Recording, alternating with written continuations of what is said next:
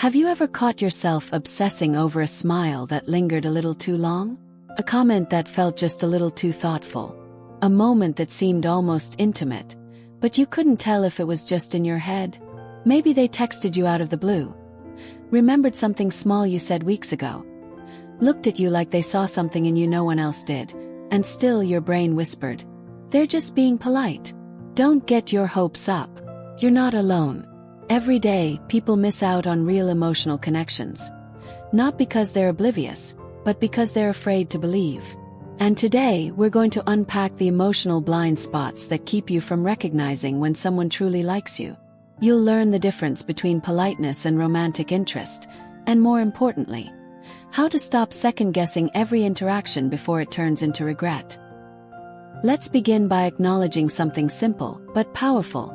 We don't struggle to read people because we're clueless. We struggle because our emotions distort the lens we're looking through. If you've ever felt rejected, invisible, or not enough in the past, your brain learns to protect you. It stops you from seeing possibilities, to shield you from future pain. You tell yourself, "They're just nice." Not because you're sure, but because believing they like you feels dangerous. And that emotional defense becomes a filter, pattern, one that can blind you from what's actually happening in front of you.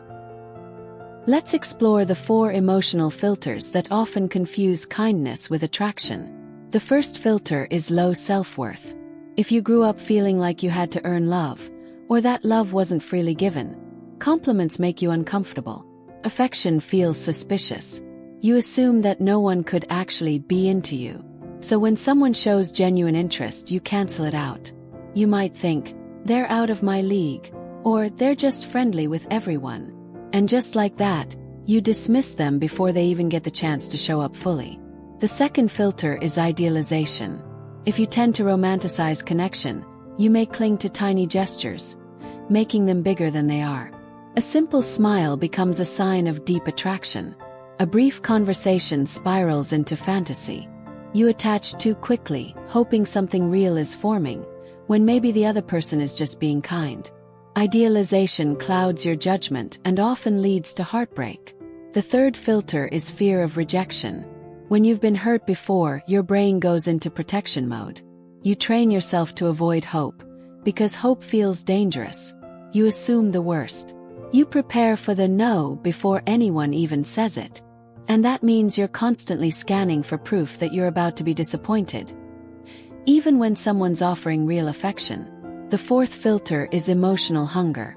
When you're craving connection, especially after long periods of loneliness, every interaction becomes emotionally charged. A small act of care might feel like love. A brief compliment might feel like destiny. But what you're really seeing is your own unmet need, reflected back at you. And while that longing is deeply human, it can make it hard to distinguish what's real from what you wish was real. Now that we understand the emotional blocks, let's talk about the signs that someone does like you, and how to separate them from social niceties. Real romantic interest tends to show up with 3 consistent traits: frequency, consistency, and emotional intention. Someone who likes you doesn't just show up once and vanish. They find reasons to be near you often. They check in. They initiate contact. Their presence isn't random, it's patterned. Consistency is another key. One-off gestures mean little. But if someone consistently remembers your details, listens attentively, follows up, and makes you feel seen, that's not just politeness. That's presence. And then there's emotional intention. Look for moments that feel emotionally charged. Do they open up more around you? Do they get slightly nervous?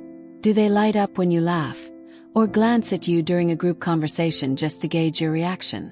These are subtle but powerful cues of emotional investment. Body language also tells a story.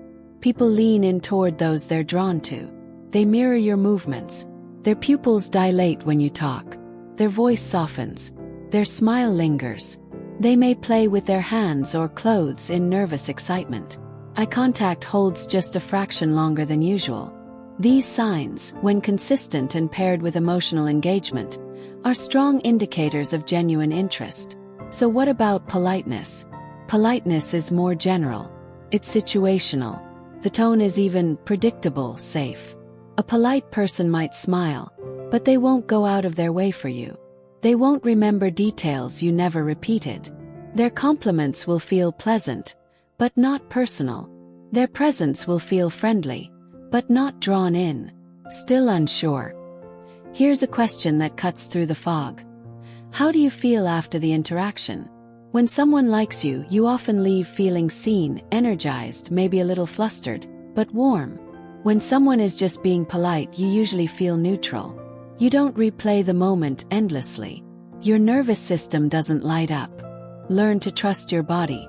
It often knows what your mind is still trying to deny. But knowing the signs is only half the story. The other half is learning how to respond, without self-sabotage. That starts with what I call curious neutrality. It means staying open but grounded. You don't have to rush to define what something means. Instead, observe. Let the other person show consistency. Let interest reveal itself over time. And most importantly, stay rooted in your own worth.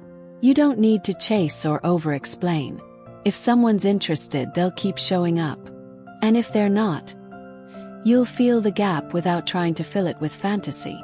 So many of us fall into two traps: over-romanticizing people who are polite, or shutting down people who are actually interested, because we don't believe we're worth it. But the truth is, real connection feels different. It's calm, curious, safe. And you'll only be able to experience that when you give yourself permission to believe you're worth being liked, chosen, and loved. Not later, not when you fix yourself, but right now. So if you've ever asked, was that something or nothing? Remember this. When someone's energy is intentional, consistent, and emotionally tuned in, it's probably something. And when it's vague, flat, or one-sided, it's okay to let it go. You don't need to analyze every text. You don't need to chase closure. You need to trust that the right connection won't confuse you more than it calms you. Now I want to hear from you. Have you ever misread a sign, or missed a real one? Drop it in the comments. Let's start breaking the cycle of confusion together. And if this video helped you gain clarity, send it to someone who's constantly second-guessing their love life. Because sometimes the first step to being loved is learning to recognize it when it shows up.